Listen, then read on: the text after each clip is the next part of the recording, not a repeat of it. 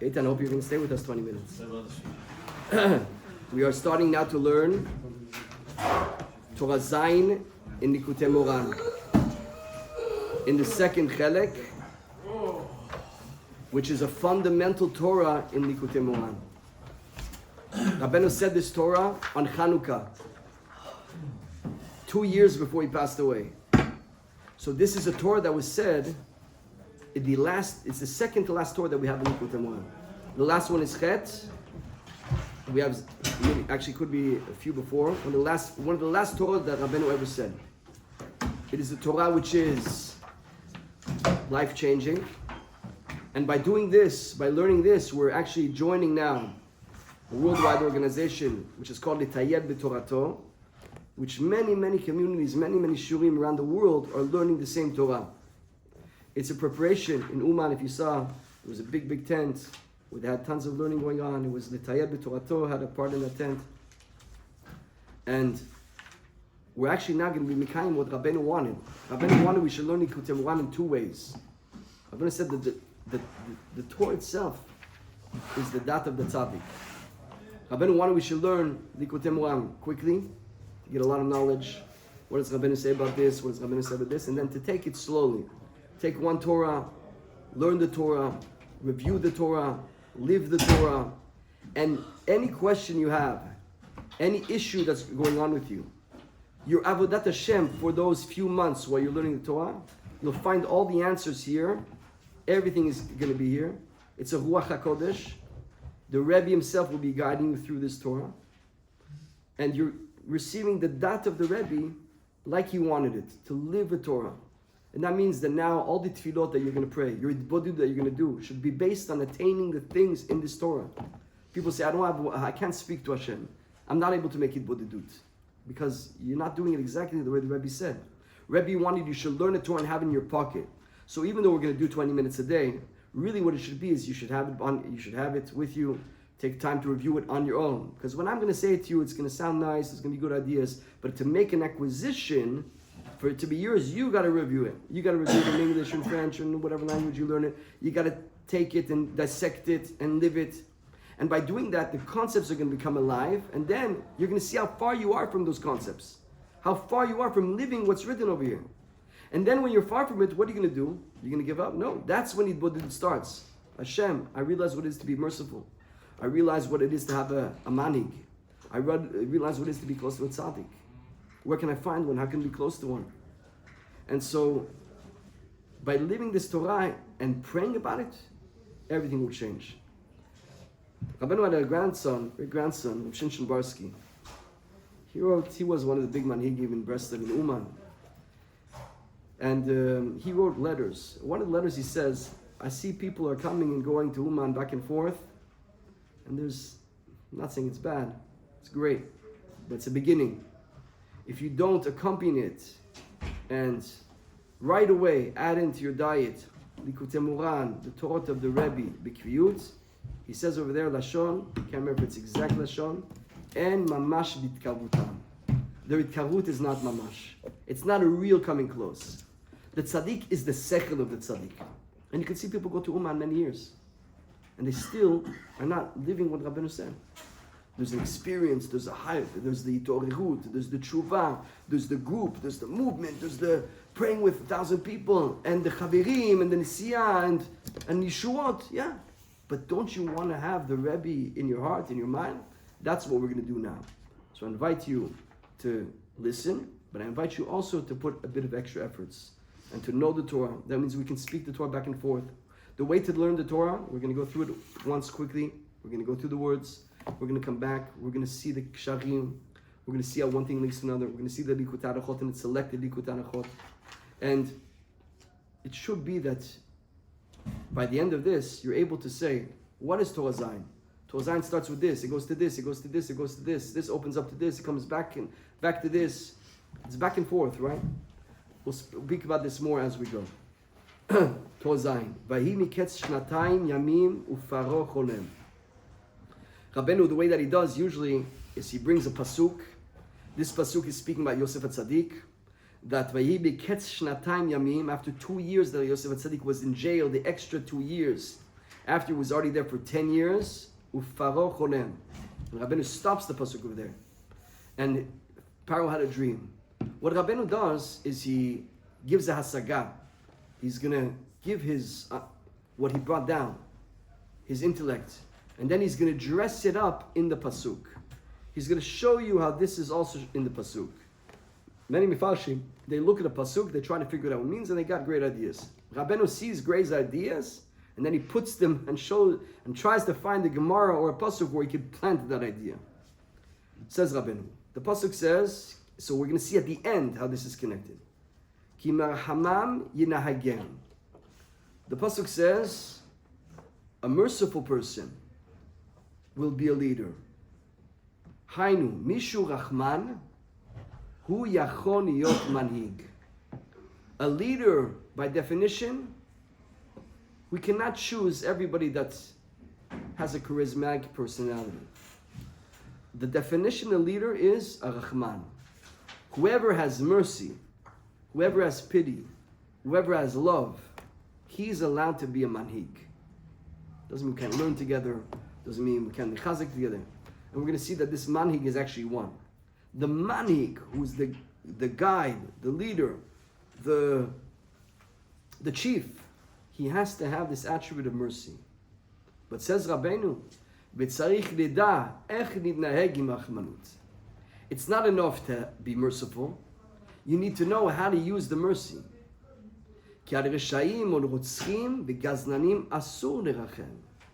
You're not allowed to have pity and mercy on a killer, on a wicked person, and on a stealer.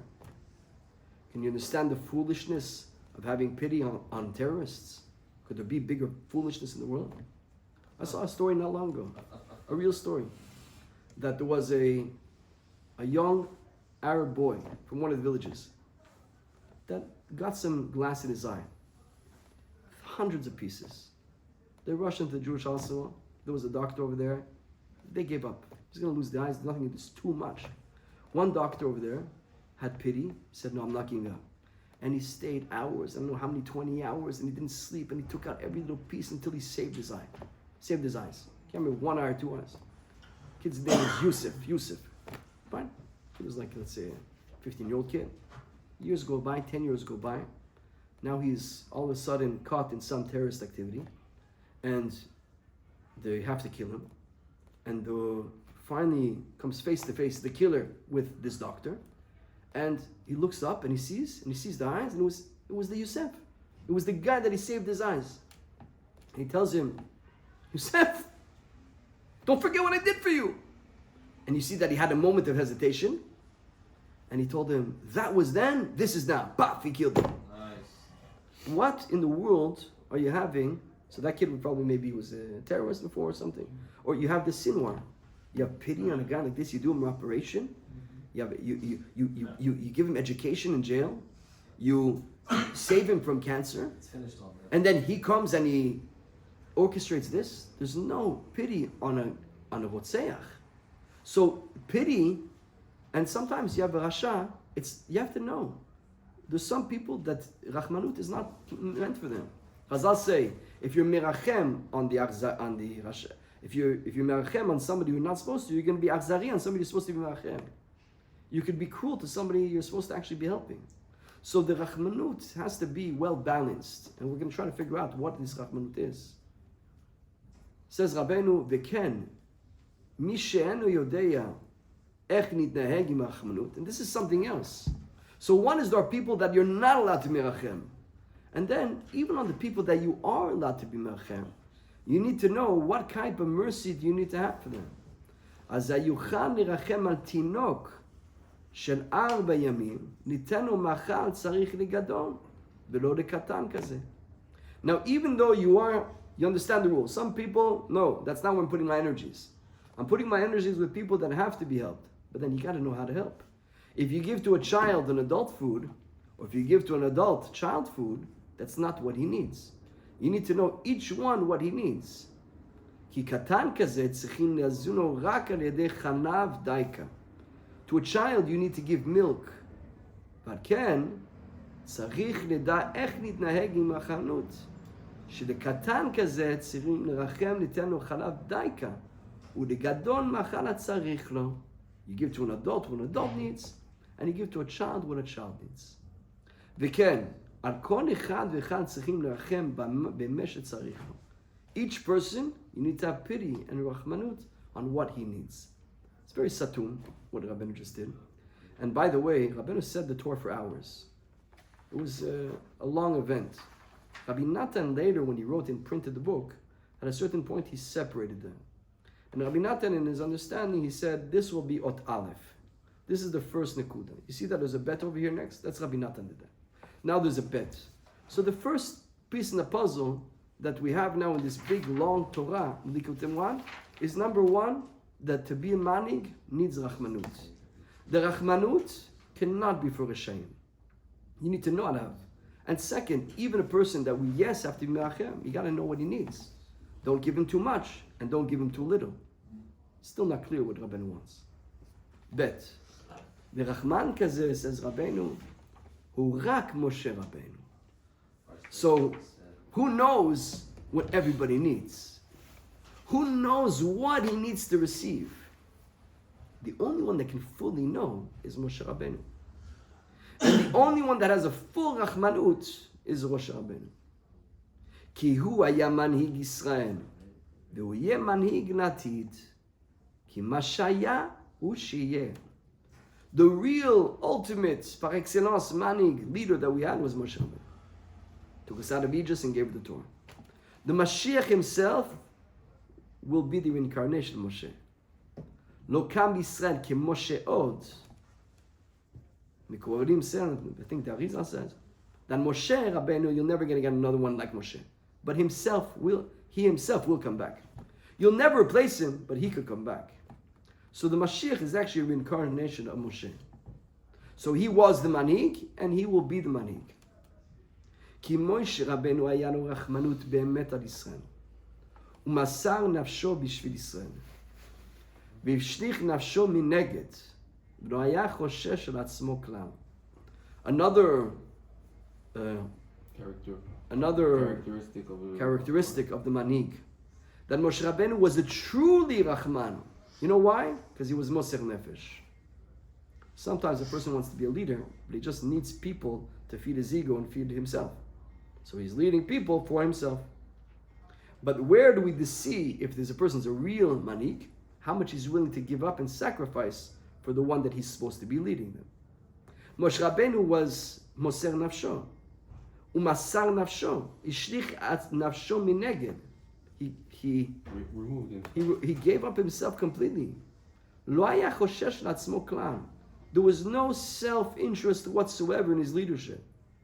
Ki Hashem yitbarach amar, Eschan goy gadol, v'hu lo ashkiach al ze, רק אמר, אם תישא חטאתם, מניין מחנינה. When Am Yisrael did Avirah of Chet HaEgel, Hashem was willing to destroy, and it was a test. Now we're in Pashat Noach. Hashem tells Noach, I'm going to destroy the world. So build a Teva. Noach builds a Teva, 120 years, Hashem destroys the world.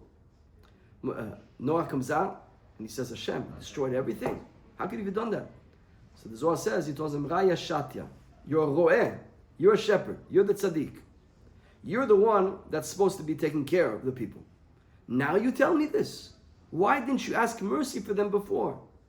In other words, Hashem creates a system of schar ve'onesh. There is schar ve'onesh. There is din and rachamim. Hashem wants to give good to the world. Okay, this is a fundamental thing. We're not going to go over the time, God. A fundamental reason that Hashem creates the world is to do good. Why did Hashem create the world? We don't know all the reasons, but we know one thing. We know what Hashem tells us. Tov Hashem lakol. Hashem wants to do good. Derech hatov netiv. It's written in all this Sfarim. The Ramchal. Whoever is good does good. Hashem is the ultimate good. He will do the ultimate good. The ultimate good that Hashem does is by creating, wants to give you. What's the best way of giving you? Not a free gift, not a world where you've not earned it. The best gift to give you is that you should come to a world, you should be challenged, You should have a Yetzirah, you should overcome it, and the reward you're going to get there is going to be so great that it's worth it to make a world for that purpose. Even though, when you say that there's going to be a reward if you did something good, you have to be fair, and you have to give a consequence and a punishment if somebody did something not good. Hashem did not create the world to punish the world. But in order to give good to the world, He has to create what's called the punishment so that it's a fair reward. Because if there's no possibility of negative consequences, then the positive means nothing. Then it was just a free gift as well. Hashem is willing to take, and that's why this tshuva, you never ask yourself a question, what is Yom Kippur? Is that ridiculous? You do Avirot the whole year, and now you come, you say, I'm sorry, and we erase everything? Yeah, because the point is not to punish you. The point is to give you. The best way of giving you is giving you a Yetzirah. That's the best way of giving everything to giving you the best possibility that could be in the world. Now,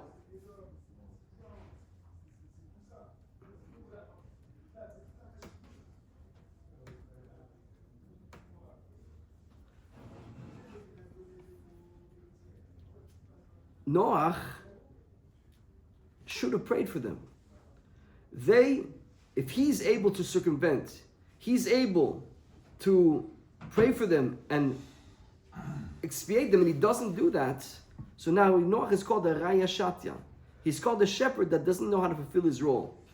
Even though there is this reward and punishment, Hashem is going to send these tzaddikim who are here to guide you, to lead you, to pick you up, to save you from it. Noach doesn't know this rule. We can't blame Noach because Noach actually comes back in reincarnation as Moshe. Nobody told him the rule that you're able to save. So Hashem, it means like this. Hashem has no choice but to be bound to his rules of punishment. He has to. Because he wants to give the reward, so there has to be what's called the deen. He has to. But he wants that the tzaddik should be able to circumvent the deen to do the good to the people because he doesn't want to punish. So he has no choice but to create a system of deen and beit din shel mana and punishment if you do avirot, even though that's not his desire. This thing, why is he yelling at Noach? You said you're going to destroy the world. What do I know? You're the boss. Yeah, but don't you know I'm giving you a wink? There's a bad cop, good cop. I want you to be the good cop. I have to be the bad cop because I have to be the bad cop to give good to the world. But when there's the punishment, I need you to save the day. A certain point after one of the avirot, Moshe Rabbeinu took his tent and he moved it from, he put it away from Am Yisrael. So I think Rashi over there says, well, Hashem told him, 1 second, if you're mad and I'm mad, who's going to help them? I have to show I'm mad, but you have to be kind of them. And you have to beg me to forgive them, and I'm going to forgive them. So Noach doesn't know the rules. Moshe Rabbeinu, Avraham Avinu tested the waters. If you save Sdom, if there's 10 tzaddikim, there's 50, 10, he didn't push it all the way. Moshe Rabbeinu said, Im ein michenina.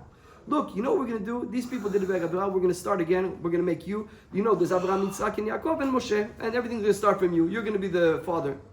Says, listen, I'm the leader. If one of my sheep is down, I'm not a leader. You gave me the sheep, not one will be taken away from me. You don't touch one of the hairs, you take me. That's what Moshe Rabbeinu said. If you forgive them, if not, erase me. Put me out of here. Take me away from here. Moshe Rabbeinu, Hashem loved that. Hashem finally found the one that could push him to the limits of his mercy. That was Moshe Rabbeinu. So you see that, but he didn't know if he was going to accept it. Moshe Rabbeinu knows he has to do this, and he's willing to take the risk. Well, you pushed it too much. Maybe, no, the Rachmanut is not that big. Moshe Rabbeinu is willing to sacrifice everything for this. He's a Rahman. And he was not thinking about himself, because wouldn't it be nice that in the Tefillah we say, Elokei Abraham, Elokei Yitzhak, Elokei Yaakov, Elokei Moshe. You know what a kavod is going to be? Yeah, everybody's destroyed. What can do? They're Rashayim. But everything started from me. He's not thinking about that. He's thinking about the people, how to save them. Ki hu haya Rachman umanhig amiti. Moshe Rabbeinu was the true Rahman, the true Manhig. והיה עוסק ביישובו של עולם, שהעולם מיושב מבן אדם. כי עיקר האדם הוא הדת, ומי שאינו דת אינו מן היישוב, ואינו מכונה בשם אדם כלל. רק הוא בחינת חיה בדמות אדם.